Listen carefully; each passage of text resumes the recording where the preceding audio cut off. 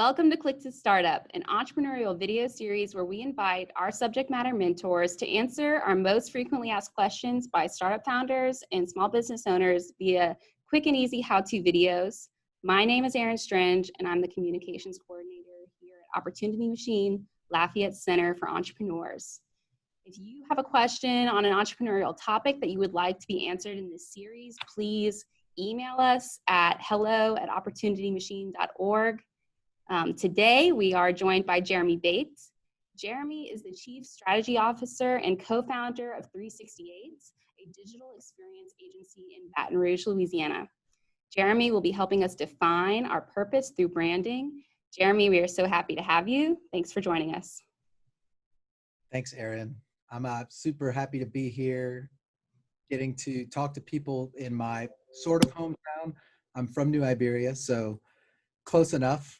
And it's always, I love doing anything with Lafayette. So I'm really happy to be here, and I'm excited to share this little presentation about brand purpose and what it means to define your purpose as a brand. So this is one of those topics that feels fluffy for a lot of people.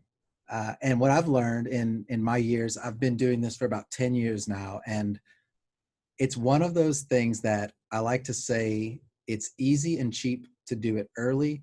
It's expensive and difficult to do it later.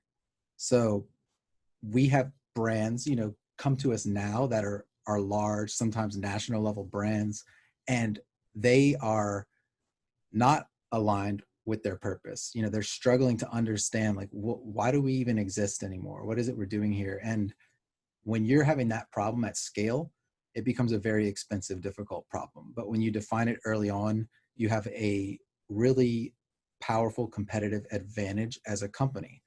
And so it's really important, and it's important especially for small businesses and startup founders and people like that to take the time to work on this. It's a simple thing, but it's such a powerful thing, and it can be a real game changer for businesses. So I think the way I like to contextualize this is to just think about the state of our economy and where we are. Is we are in the on-demand economy, right? You can get anything at any time. So why is this important? It's important because starting a business is hard. And if you look at the statistics, about 90% of businesses that start don't make it. Only half of them even make it to the 5-year point. And so what we're going to do today in just this 15-minute presentation is we're just going to explore how brand purpose can be the difference maker. It can be that one thing within an organization that takes you beyond the 5-year mark and pushes you through that difficult, what they sometimes call the trough of sorrow, which is just the really hard part of starting a business, which is the first 5 years usually. So yeah, it's that thing that goes deeper. So, the way we define brand purpose is it's the reason you exist beyond making money. It's a very simple way to think about it. But the reason that this is important is because if you're only starting a business to try to get rich or try to make money, two things are going to happen. One is you're going to run out of energy because it's really exciting to start. It's really hard to keep going. It's really hard to persevere. So you're going to run out of energy because the reality is you're probably not going to make a lot of money at first. You're going to end up paying everyone around you more than you pay yourself. A lot of business owners know that. They're probably shaking their heads right now. The other thing is that people are going to see through it. They're going to understand that if you're always out to try to win the deal, to try to get the money, not only will your customers see through it, but your staff and the people around you will see through it. And it's really hard for people to buy into that as a reason to go to work every day, especially when it's hard, especially in the early days. So I'll jump quickly into talking about myself just for a minute. I'll try not to talk too much. But ThreeSixtyEight, what are we? We're a marketing agency, marketing and advertising agency. Doesn't sound very unique because it's not very unique. There's actually more than 13,000 of us out there as businesses. And if you do the math, that means there's more than 270 agencies like ours in every state. That means in Louisiana, there are more agencies than McDonald's, which is crazy. So when I think about our business in that context, it sounds like the worst idea ever. It sounds like, why would you ever start this type of business whenever it's obviously saturated? And how do you make it? How do we make it as a company? And I would argue that the only reason we make it is because we understand our purpose and we live it every day. And that becomes the differentiator for us as an organization. So it's not that we're faster or cheaper or better. Those are all great strategic advantages. Those are all ways to compete, to win. But those are not the things that are going to carry your business through. Those are not the things that are going to take your business from like a lifestyle family business to an enterprise scale or something like that. If you've got these big dreams, you have to know your purpose. So for us, our purpose is to challenge common thinking so that we can create an uncommon future.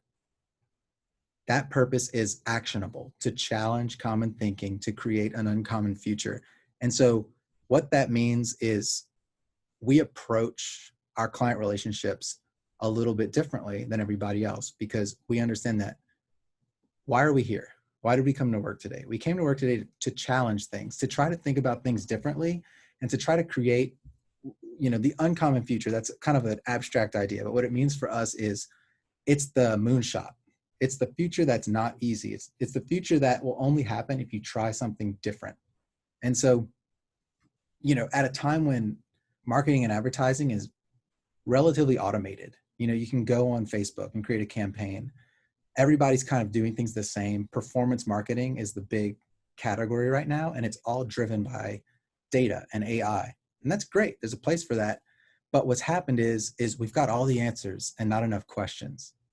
And so what we do is we come in as the questions company. We want to take a look at everything you're doing and ask a lot of questions and say why, what if, and how, and start to reframe all of the things that you might have accepted as normal or as just like, oh yeah, this just works. We'll question it, we'll reframe it, and we'll try to rethink it and take a new angle to solving your problem. So for us, this has been our strategic advantage as an organization. It's led us to good fortune, a little relative success. We're really blessed and lucky to have made it. And it's got us in the room with a lot of cool, really large brands, everyone from NASA to TED to local Raising Cane's to big tech startups and companies like Rakuten. We're able to work all over the world because of our unique way of thinking about problems. So all of that to say, purpose becomes really important. So let's zoom out one level and say, no matter what industry you're in, no matter what business you want to start, what is the context of what you're walking into? Well, it's more than 500,000 businesses starting up every month in the US. That's a lot. That's a whole lot. So what does that mean for you? That means it's really likely that whatever you do is common, and being better is not going to be enough. So whatever you do, if you Google it, I bet someone else is doing it.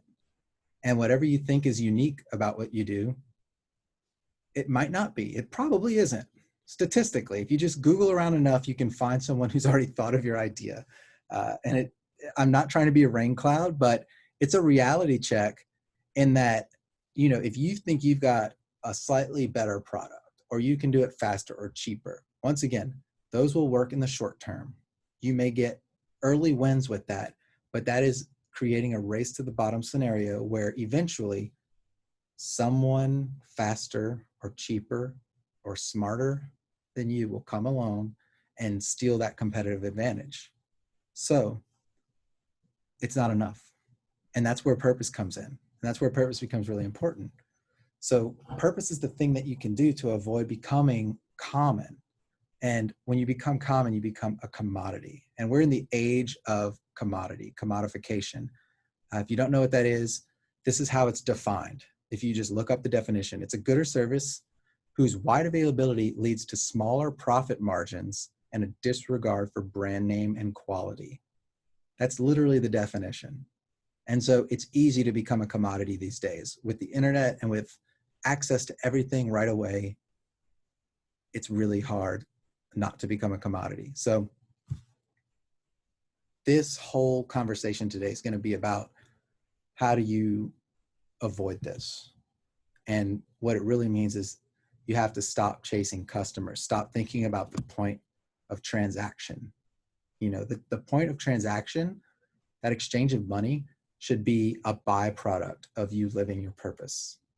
And that's how you get from chasing customers to pursuing purpose and to ultimately creating fans. So we like to say a clear purpose is the uncommon element in every successful brand. The product is simply your disguise. So once again, that transaction is not really what you're doing. And I'll pull up a Simon Sinek quote. This is not a novel idea. A lot of people talk about it, but he says, people don't buy what you do, they buy why you do it. So the what, the product or service, is just the disguise. That's just the lane you chose to ride in. But the purpose that you live is probably a little bit different. So here's a framework for how to think about this. And this is something, if you're going to write something down today, this is one of the things that I would write down or screenshot or whatever you want to do. But an uncommon brand can easily be described as X, an ideal or philosophy disguised as Y, company, a product or service.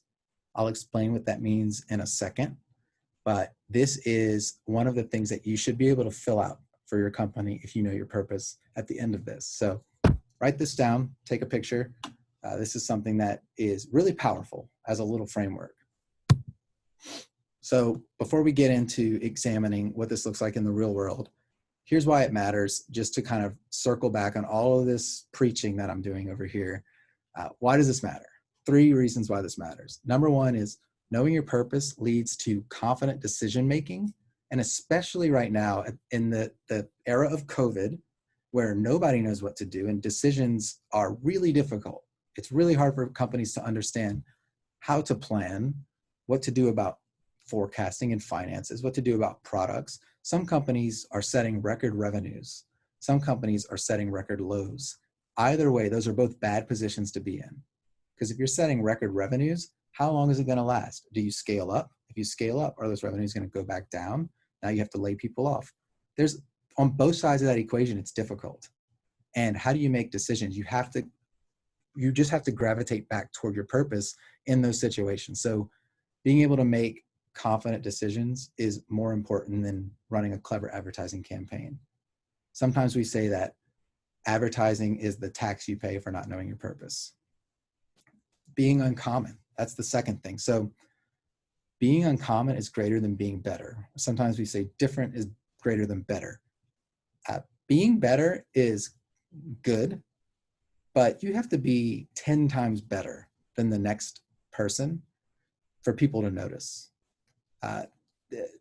Once again, it goes back to being a commodity. So being different, having something that no one else has, having a reason that people can believe in is much more powerful than having a slightly better product or service.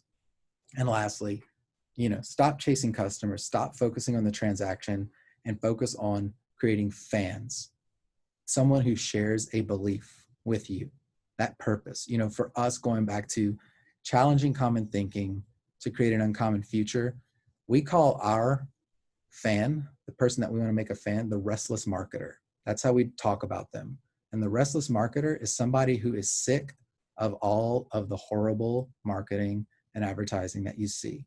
The person who's out there going, this is just, it's bad. You look around and you go, this is just bad, or it's dishonest, or it's not authentic, or whatever feeling you have. There's a lot of us out there. I'm definitely one of them. And it's frustrating. And you say, there's got to be something different, something better that we can do here. That's the restless marketer. And we understand that that's who we like to work with. And by knowing that, and by having a purpose that is centered on that, we're able to attract them. And it's not because we're cheaper or faster. And sometimes we might not even be better, but we share a belief. And so we work well together, and it keeps us going. So finally, we'll get into what this looks like in the real world. We're going to look at one of my favorite brands, Patagonia. They have a great story. I would encourage you to just research a little bit. Google about their early origin story. It's longer than I can tell here, but I'll give you the kind of the short version. So Patagonia was started by some rock climbers. You know, they started making climbing gear, and very long story short, the company began to grow, and they started selling apparel and, you know, all sorts of different things for outdoors. And then they became almost a fashion brand where people on the street started wearing their stuff, and the company was just on fire. And the founder of the company, who was just a love the outdoors, rock climber at heart, outdoorsman, he called all of his executives into the woods for a retreat. And they thought it was going to be like a celebration because they were hitting record numbers every month. And he sat them down around the fire and he said, we need to figure out how to shrink this company and stop selling. And they it was like pandemonium. You know, they didn't know what to do. Could you imagine the head of sales and the head of strategy and the head of product hearing this message and saying, what are you on, man? And he said, where we're going as a company does not align with why we're a company. And he was able to challenge them to say, we exist to advance the appreciation for the outdoors. And we exist because we love the outdoors and we love the earth. And what we're doing right now is creating waste and creating like a consumerist category for the outdoors. And that's not what we exist to do. So he had this innate sense of purpose, and he was able to rally his team around that purpose. And they were able to make radical, confident decisions that no business consultant, no analyst would ever make if they didn't know that purpose. So what happened is they started to change everything about their company. So we're in the business to save our home planet. This is their purpose statement. And they started to push this messaging out to the world and say, this is our point of view. This is what we stand for. This is our purpose. And with that purpose, you started to see ads like this. Don't buy this jacket. What company runs an ad like this? It's crazy. And this is, you know, you may think of this as clever advertising, but I would argue it's not clever advertising, it's purpose. It's just purpose communicated. So don't buy this jacket, repair your old one, buy a secondhand jacket. Hey, look on our website. We have secondhand articles of clothing that you can buy that people have sent back in. So they started cannibalizing their own sales. They started cutting products out. They started sending out messaging that went against the promotion of sales. They got a bunch of tax cuts. They donated it. They started to make all of these radical decisions. But before I go there, they started to make all these radical decisions. And what ended up happening is the company only grew stronger. They're a phenomenon. As they tried to get smaller, they got stronger because they cemented their base of fans, the people that believed what they believe, which is, let's conserve the world, the earth. Let's take care of it. Let's create a world that we want to live in and share. As they leaned into that point of view, they only solidified their base and created lifelong fans. And who knows what would have happened if they just started diversifying products and expanding and doing all the things that most companies would have done. Who knows? But we know that this worked. This is a case study across the world now in what it means to live your purpose versus follow the herd. So going back to our framework, Patagonia is an environmental conservation organization disguised as a clothing company. So that's so clear and so easy for them to frame up because they're so in tune with why they actually exist. Early in the first days when they were building carabiners and climbing spikes and all these things, they were doing it to promote the appreciation and love of the earth. And once again, I encourage you to research this more because there's a lot more to this story, but it's really powerful. Other companies you can think about, Chick-fil-A, another company that came seemingly out of nowhere and took the fast food world by storm. they talk about themselves by saying Chick-fil-A is a leadership development academy disguised as a chicken restaurant. And it's clear, right? When you hear that, you say, makes sense. Because when I go there, I feel it. I feel that everyone there is aspiring to be a leader, aspiring to do something bigger than transact. You can just feel it and it works. So that's why this becomes super important. So the last thing I'll do for this presentation is walk you through a little framework. It's very simple, and how you can define your purpose. How do you get to this statement, this disguised statement? We have a framework that we use. We can't take full credit for it. It's called the Big Ideal. It was pioneered originally by Ogilvy, who's one of the godfathers of advertising, and then we put our own spin on it. So this is our version of it. And we call it the uncommon future exercise. It's very simple. And when I say it's simple as a concept, very difficult in execution. So this is something where I say, go 3 levels deep as you do this. Whatever the first thing is that you write, go deeper, deeper, deeper. And that's where your purpose usually lies. It's way down there. It's sometimes hard to dig up, especially when you're in the weeds of just trying to keep up with your inbox every day.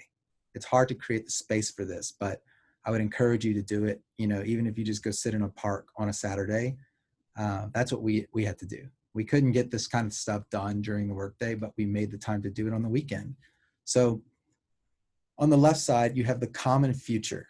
So the common future is the problem in the world that you want to solve. And if you don't solve it, this is where the world is going to end up.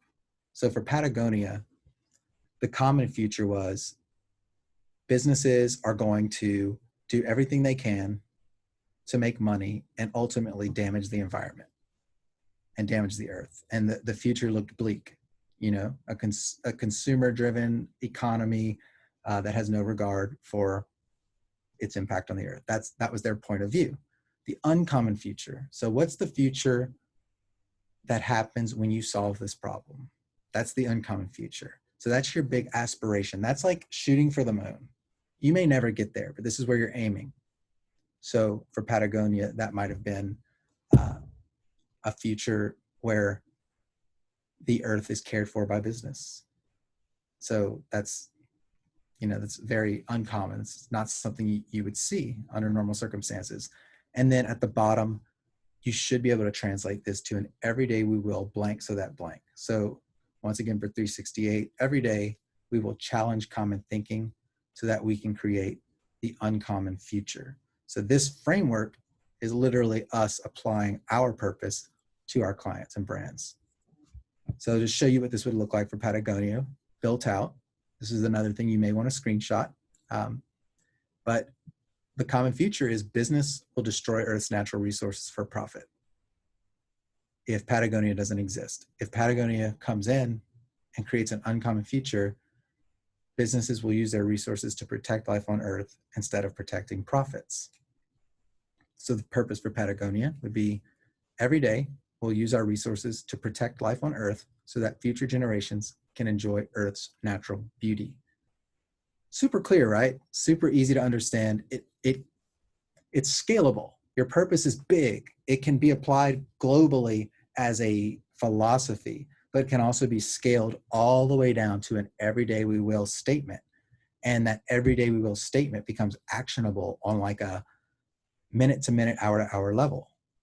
For us, that challenge common thinking action, every day we will challenge common thinking.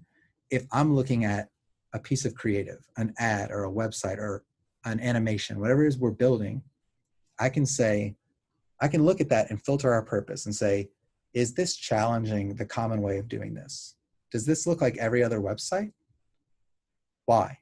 What can we do differently? How can we do something uncommon? It's a lens that we're always looking through. And when you're looking through that lens and taking action in that direction, everything we do starts to reflect this uncommonality, this mindset. It adds energy. It gives people, everyone on our team, our team is about 25 people. We all rally around this, and everyone on our team is able to wake up in the morning and get excited, even if the work is a grind that day. You can get excited about something today is going to be fresh and different. And we're going to get to challenge each other and challenge our clients. And even if it's tough, at least I know why I'm going to work today. And it's not just to take orders. It's not just to produce an assembly line of things, but it's to apply uncommon thinking. So this is the framework I would encourage you to fill out. And if you do, you will understand your why, the purpose. And I'll leave you with this. People don't buy what you do. They buy why you do it. It's what Simon says, and it's true. So hopefully this was helpful to you. Hopefully you can get a little bit excited and rally your team around this. This is a great exercise to do with your team. Get everyone bought into this purpose and that statement. Plaster it on your walls. Talk about it all the time. Live it every day, and you will feel the difference. It will carry you through. It will get you through those first 5 years if you're just starting out, and it will add energy to your company if you're already out there. So thank you so much. And my call to action at the end of this is, I would love to hear from anyone who watches this video. If you've gone through this exercise, I'd love to hear what your purpose is. Or if you have questions, you can email me. My email address is right here, jeremy.b@368.com. I'll spell it out. I've even got a purpose worksheet that I can send you if you email me. So thank you so much. Thank you, Erin. Appreciate y'all having me. I hope that helped. Thank you, Jeremy. Thanks for your time today and for sharing your knowledge with us. And as a reminder, if anyone has any questions about this presentation, email Jeremy. And if you would like to request a topic for a future video in this series, please contact us at hello@opportunitymachine.org. And we hope you enjoyed today's episode of Click to Startup. Thanks, Erin. Good.